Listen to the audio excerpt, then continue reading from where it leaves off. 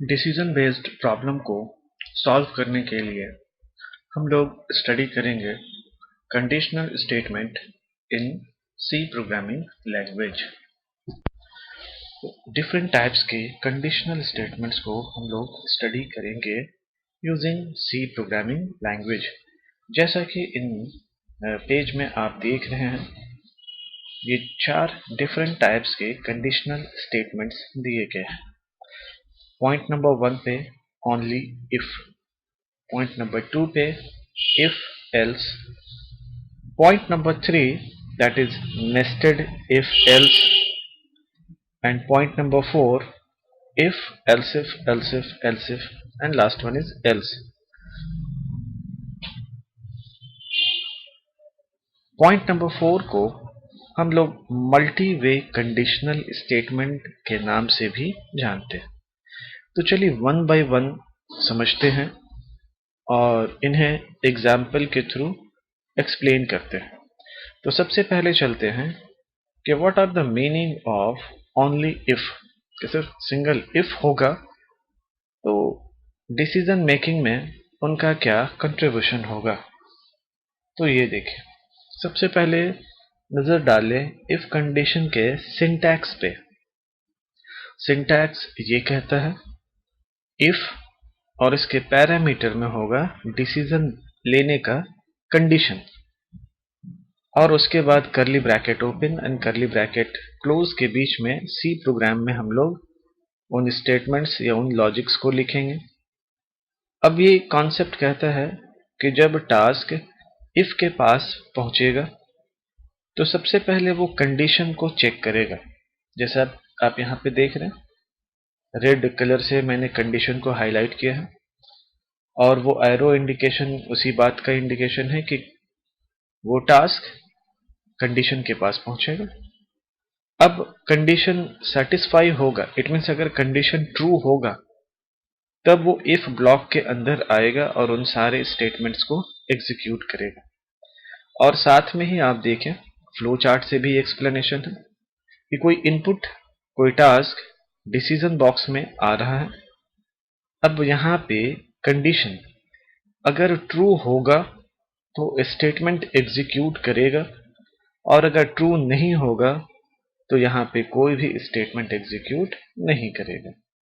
तो single if इसी बात पे डिपेंड करता है कि अगर कंडीशन ट्रू है तो ये वैलिड है, और कंडीशन ट्रू नहीं है तो फिर ये टर्मिनेट करके आगे की तरफ चला जाएगा।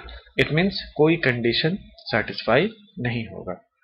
तो चलिए आगे देखते हैं एक और concept, point number 2 if else. तो जैसा कि अभी हमने इफ के बारे में बताया था कि कंडीशन ट्रू होगा तो टास्क एग्जीक्यूट करेगा, और कंडीशन फॉल्स होगा तो वो टर्मिनेट कर जाएगा। बट इफ एल्स में क्या है, दो पार्ट, कंडीशन ट्रू होने पे टास्क का एग्जीक्यूशन, और कंडीशन फॉल्स होने पे भी दूसरे टास्क का एग्जीक्यूशन। इट मीन्स हम यहाँ पे दोनों लेवल पे डिसीजन चेक कर सकते हैं कि दैट कंडीशन इज ट्रू और कंडीशन इज फॉल्स। तो सी में लिखने का सिंटैक्स क्या है, तो वो देखें। सबसे पहले इफ और उसके ब्रैकेट में कंडीशन, अगर कंडीशन मैच होता है तो करली ब्रैकेट ओपन और क्लोज में उसके स्टेटमेंट्स होंगे, वो उस टास्क को एग्जीक्यूट करेगा। अदरवाइज वो एल्स पार्ट में चला जाएगा। अगर कंडीशन फॉल्स होगा तो एल्स का जो ब्लॉक है वो ब्लॉक एग्जीक्यूट करेगा।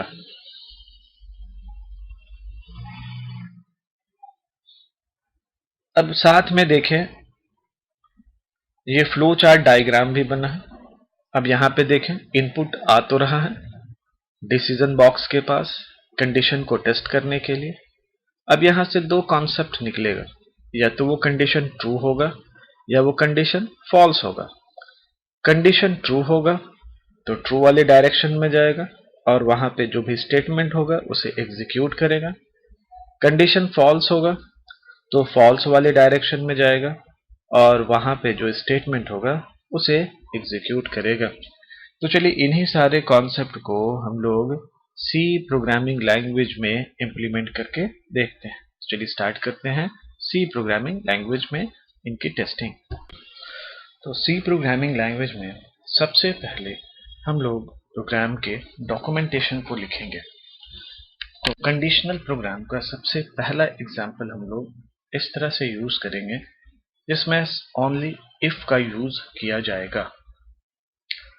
तो चलिए देखते हैं। सबसे पहले तो हेडर फाइल लगाएं, #include stdio.h and #include conio.h। उसके बाद void main, और हम लोग यूज कर सकते हैं clr scr अगर बैकग्राउंड स्क्रीन को क्लियर करना हो रन टाइम पे। तो ऑप्शनल है, ये डिपेंड करता है आपके ऊपर। इसके बाद मैंने दो वेरिएबल को क्रिएट किया, that is the type of int n1 and n2। अब यूजर के पास एक रिक्वेस्ट भेज रहे हैं printf के through, enter the first number. scanf के थ्रू उस डेटा को n1 में स्टोर कर लिए।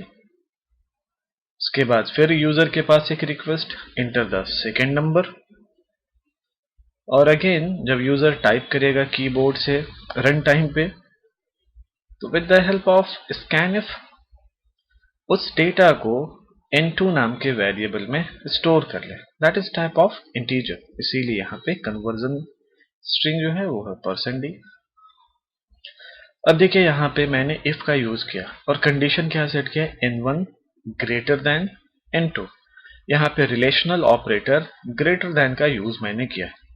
इट मीन्स इस कंडीशन से हमें ये पता चलेगा कि n1 n2 से ग्रेटर देन है अगर ये कंडीशन ट्रू होता है तब, और अगर कंडीशन फॉल्स होता है तो ये टास्क टर्मिनेट कर जाएगा और कोई भी रिजल्ट हमें ग्रेटर देन का नहीं मिलेगा।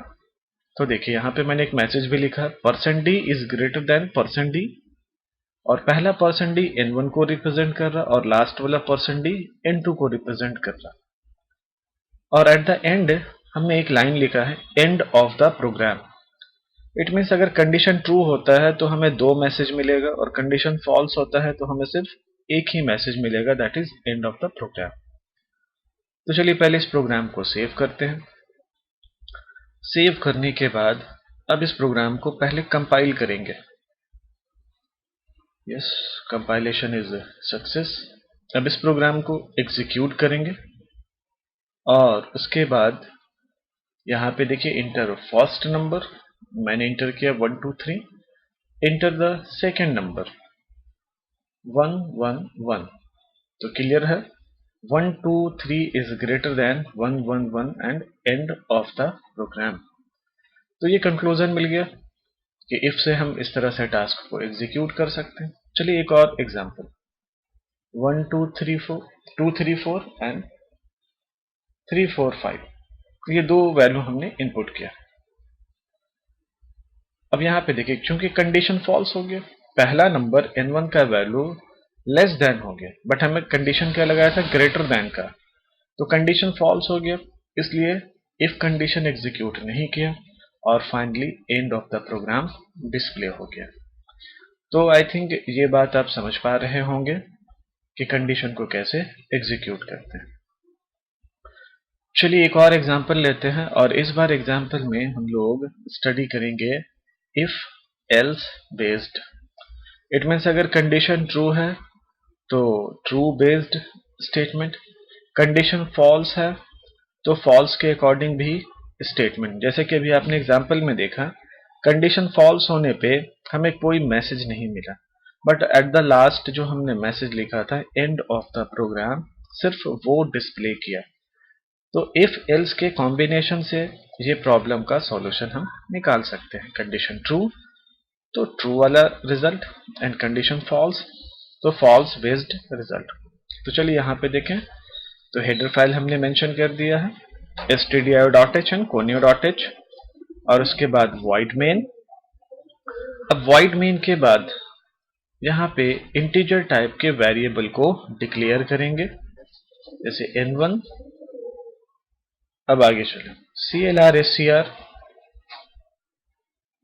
क्लियर स्क्रीन के लिए। उसके बाद printf के थ्रू यूजर को एक मैसेज देंगे, इंटर द नंबर, और scanf फंक्शन के थ्रू यूजर से इनपुट किए हुए डेटा को हम वेरिएबल n1 में स्टोर करेंगे। अब एक कंडीशन यहां पे सेट करते हैं, n1 mod 2 इक्वल 0। ये कंडीशन थोड़ा समझ लें। n1 mod 2 it means divide करेंगे और रिमाइंडर मिलेगा, और वो रिमाइंडर अगर 0 के बराबर होगा तो हम कह सकते हैं कि that number is even number, और अगर रिमाइंडर 0 के बराबर नहीं होगा तो वो एल्स पार्ट में जाएगा, और एल्स पार्ट में हम दो कंडीशन लिख सकते हैं कि नंबर इज नॉट इवन या नंबर इज ऑड, दो में से कोई भी एक टास्क। तो कंक्लूजन ये निकला कि ये जो एग्जाम्पल है, इस एग्जाम्पल के बेसिस पे हम चेक कर सकते हैं कि given number is even number और ऑड नंबर। तो यहाँ पे देखें एल्स पार्ट भी कंप्लीट हो चुका है। अब इस टास्क को हम लोग सबसे पहले तो सेव करेंगे, और सेव करने के बाद कंपाइल करेंगे, और कंपाइल करने के बाद यहाँ पे वैल्यू को चेक करके देखेंगे कि हमें इवन नंबर मिल रहा है या ऑड नंबर मिल रहा है। तो चलिए इसे सेव, कंपाइल और एग्जीक्यूट करते हैं।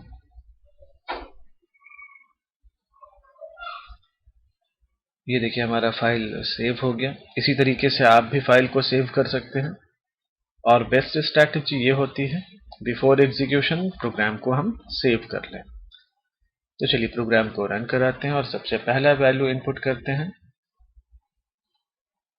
देखिए यहाँ पे तो 8 इज इवन नंबर क्लियर हो गया। फिर से एक बार एग्जीक्यूशन करते हैं, और इस बार हमने टाइप किया 5, देन 5 इज ऑड नंबर। चलिए एक और नंबर 12 इज इवन नंबर। तो इस तरीके से हम डिफरेंट वैल्यू पुट करके इवन नंबर और ऑड नंबर को चेक कर सकते हैं। तो ये रहा इफ और इफ एल्स का एग्जाम्पल। तो चलिए आगे चलते हैं और अगले एग्जाम्पल की तरफ। तो ये रहा पॉइंट नंबर 3। पॉइंट नंबर 3 में हम लोग स्टडी कर रहे हैं nested if else. Nested if else में ये देखें, एक इफ पार्ट है और एक एल्स पार्ट है। इफ पार्ट के अंदर भी एक और इफ एल्स है, और एल्स पार्ट के अंदर भी एक और इफ एल्स है। तो इसी कॉन्सेप्ट को हम लोग कहते हैं नेस्टेड इफ एल्स। मतलब अगर कंडीशन ट्रू होता है पहली बार, तो वहां पे फिर से दो सिचुएशन मिलेगा, इफ या एल्स। अगर पहली बार कंडीशन फॉल्स होता है तो वो सीधे जाएगा एल्स पार्ट के अंदर, और जब वो एल्स पार्ट में जाएगा तो यहां भी दो कॉन्सेप्ट होंगे, आइदर इफ और else. It means filtration multi level पे होगा, इसीलिए इस कॉन्सेप्ट को कहा जाता है नेस्टेड इफ एल्स। तो ये सी प्रोग्राम में लिखने का तरीका है, मतलब इसे कह लें सिंटैक्स, कि कैसे सिंटैक्स को यूज किया जाता है। तो एक इफ जब स्टार्ट होगा ओपनिंग और क्लोजिंग ब्रैकेट, इसके अंदर में एक इफ और एल्स होगा, और जब ये एल्स क्लोजिंग होगा इफ पार्ट, तो वहां से स्टार्ट होता है एल्स पार्ट, और यहां भी ओपनिंग और क्लोजिंग के अंदर में एक और इफ और एल्स होगा। इफ और एल्स के बीच में कोई दूसरा स्टेटमेंट नहीं हो सकता, इसीलिए इस सिंटैक्स को अच्छे से देखेंगे हम लोग और अच्छे से स्टडी करेंगे। तो चलिए आगे इसके एग्जाम्पल पे चलते हैं। अभी इसे फ्लो चार्ट को समझते हैं, ये उसी सिंटैक्स के बेसिस पे है। देखिए सबसे पहले ये हमारा मेन डिसीजन नंबर 1 या कंडीशन नंबर 1 कहला। कंडीशन नंबर 1 या तो ट्रू होगा या तो फॉल्स होगा। अगर कंडीशन नंबर 1 ट्रू होता है तो ये पूरा का पूरा पोर्शन एग्जीक्यूट हो सकता है। ट्रू होने के बाद फिर वो आगे बढ़ेगा। यहाँ पे एक और नेस्टेड कंडीशन, अगर इस कंडीशन में रिजल्ट ट्रू आता है तो ट्रू वाले डायरेक्शन में, अदरवाइज फॉल्स होता है तो फॉल्स वाले डायरेक्शन में। अगर पहली ही बार कंडीशन फॉल्स हो जाए तो वो देखिए इस डायरेक्शन की तरफ जाएगा, और एल्स पार्ट में दूसरा कंडीशन होगा दैट इज नेस्टेड। अब यहाँ तो ये ट्रू होगा या फिर ये फॉल्स होगा। तो चलिए इन्हीं एग्जाम्पल को हम लोग सी प्रोग्रामिंग लैंग्वेज में इंप्लीमेंट करते हैं और चेक करते हैं। तो चलिए स्टार्ट करते हैं नेस्टेड कंडीशन के एग्जाम्पल को। इसे सी प्रोग्रामिंग लैंग्वेज में हम लोग अभी एग्जीक्यूट करेंगे, और नेस्टेड कंडीशन में हम लोग यूज करेंगे इफ के अंदर एक और इफ एल्स, और एल्स पार्ट के अंदर एक और इफ एल्स। इट मीन्स ऐसे प्रॉब्लम का डिस्कशन इसमें करें जिससे ये बात क्लियर हो जाए कि अगर पहली बार इफ ट्रू होता है तो फिर से वो एक और कंडीशन के अंदर जाएगा दैट इज इफ एल्स। अगर पहली बार कंडीशन फॉल्स होता है तो एल्स पार्ट में जाएगा और वहां भी एक और इफ एल्स मिलेगा। तो चलिए इस प्रॉब्लम को सॉल्व करने के लिए हम एक एग्जाम्पल ले रहे हैं, जिस एग्जाम्पल में हम कुछ ऐसा यूज करने जा रहे हैं जिसमें to check the number is divisible by 3 और 5 और 3 and 5 बोथ। एक कोई भी नंबर, वो नंबर या तो 3 से डिविजिबल हो या 5 से डिविजिबल हो, या वो नंबर 3 और 5 दोनों से डिविजिबल हो, वैसे नंबर को हम लोग सेलेक्ट करेंगे या वैसे नंबर की हम लोग टेस्टिंग करेंगे। इट मीन कीबोर्ड से जो वैल्यू हम टाइप करें वो हमें ये बता दे कि that number is divisible by 3 और that number is divisible by 5 और बोथ और नन ऑफ देम। तो चलिए इन्हीं प्रॉब्लम के सॉल्यूशन के लिए हम लोग वॉइड मेन के अंदर लिख रहे हैं इंटीजर n, एक पहला वेरिएबल हमने डिजाइन किया है जहां पे डेटा स्टोर होगा। उसके बाद printf inter the number which is divisible by 3 and 5। ऐसा एग्जाम्पल मैसेज हमने लिखा यूजर के लिए।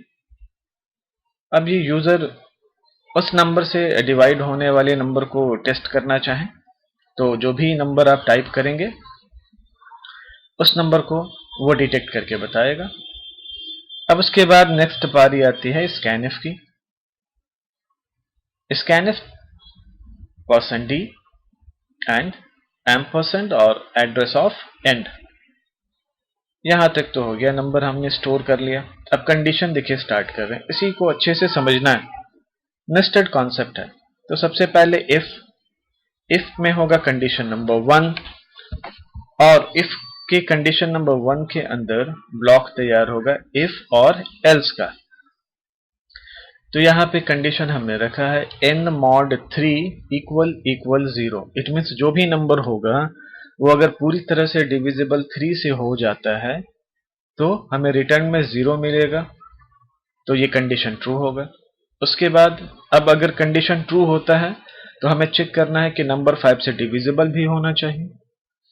तो फिर से एक और इफ n mod 5 इक्वल 0। अगर ये भी कंडीशन ट्रू होता है तो हमें क्या मैसेज मिलेगा कि ये वैल्यू, जो भी वैल्यू हमने इनपुट किया था वो 3 से भी डिविजिबल है एंड वो 5 से भी डिविजिबल है, दोनों कंडीशन मैच करके। और मान लेते हैं कि ये 5 से डिविजिबल नहीं होता तो हमें इसी ब्रैकेट के बाद एल्स पार्ट लगाना होगा, जिसमें हम ये लिखेंगे कि number is only divisible by 3 but not divisible by 5। देखिए क्यों, जब पहली बार इफ कंडीशन ट्रू हो गया इट मीन्स वो 3 से डिविजिबल है। अब 3 से डिविजिबल है तो कोई जरूरी नहीं कि वो नंबर 5 से भी डिविजिबल हो भी सकता है और नहीं भी हो सकता है। अगर डिविजिबल होगा तो ये पहला जो इफ कंडीशन है mod 5 वाला वो ट्रू होगा। डिविजिबल नहीं होगा तो एल्स पार्ट में जाएगा, और एल्स पार्ट में सिर्फ ये मैसेज देगा कि only divisible by 3 not divisible by 5। तो देखिए ये पहला ब्लॉक हमारा कंप्लीट होता है नेस्टेड का। अब आते हैं एल्स पार्ट में। अब एल्स पार्ट में मान लें कि पहला कंडीशन फॉल्स, मतलब जो वैल्यू है वो 3 से डिविजिबल नहीं है, तो अब हमें कंडीशन लगाना होगा यहाँ पे इफ और एल्स का। तो इफ पार्ट में हम लोग कंडीशन क्या लगाएंगे, n mod 5 equal 0। It means अगर वो नंबर 3 से डिविजिबल नहीं तो वो नंबर 5 से डिविजिबल होगा। अगर वो नंबर 5 से डिविजिबल है तो मैसेज हम लोग डिस्प्ले करेंगे, number is not divisible by 3 but divisible by 5, इस तरह का मैसेज। तो देखिए दोनों ब्लॉक में डिफरेंस देखिए, पहला ब्लॉक था वो सबसे पहले इम्फेसिस कर रहा था कि वो नंबर, कोई भी नंबर आपने जो टाइप किया है वो डिविजिबल बाई 3 तो जरूर है। अब सिचुएशन पर डिपेंड करता है कि वो 5 से डिविजिबल है या नहीं है। एल्स पार्ट में ये बात क्लियर होता है कि वो नंबर 3 से डिविजिबल बिल्कुल नहीं है, बट वो नंबर 5 से डिविजिबल हो सकता है और नहीं भी हो सकता है।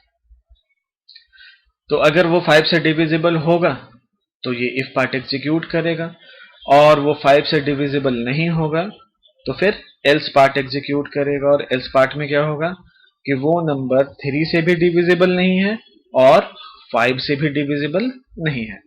तो ये कॉम्बिनेशंस ऑफ इफ एल्स, इन्हीं को हम लोग स्टडी करते हैं कंडीशनल स्टेटमेंट विथ नेस्टेड। तो ये देखिए यहाँ पे इसी पार्ट को मेंशन कर दिया गया। अब यहाँ पे ये एल्स पार्ट भी क्लोज हो रहा है। अब लास्ट में गेट ch करके अब हम लोग फाइल को सेव करेंगे। सेव करने के बाद फिर से कंपाइल करेंगे। अगर कंपाइलेशन में कोई ग्रामेटिकल एरर आता है तो उसे रेक्टिफाई करेंगे, उसे सॉल्व करेंगे। अदरवाइज अब हम लोग प्रोग्राम को एग्जीक्यूट करेंगे। और एग्जीक्यूशन में देखिए सबसे पहले ये पूछ रहा है कि enter the number to check which is divisible by 3 and और 5। तो हमने इंटर किया है 15। तो ये क्लियर हो गया कि 15 is divisible by 3 and also divisible by 5। चलिए next testing 21। 21 is only divisible by 3 not divisible by 5। देखिए अलग अलग केसेस आ रहे हैं। अब एक और number 40 is only divisible by 5, इसीलिए यहाँ पे मैसेज दे रहा 40 is not divisible by 3 but only divisible by 5। तो इस तरह के डिफरेंट केसेस के बेसिस पे हम लोग इस नेस्टेड इफ एल्स को समझ सकते हैं। जैसे नेक्स्ट एग्जांपल देखिए 28 is not divisible by 3 and not divisible by 5। तो ये दोनों एल्स पार्ट का चला गया एल्स पार्ट के एल्स के कॉन्सेप्ट में। तो चलिए आज का क्लास यहाँ पे एंड करते हैं। अगले क्लास में कंडीशन से बेस्ड कुछ और एग्जाम्पल को हम लोग स्टडी करेंगे। तब तक थैंक यू।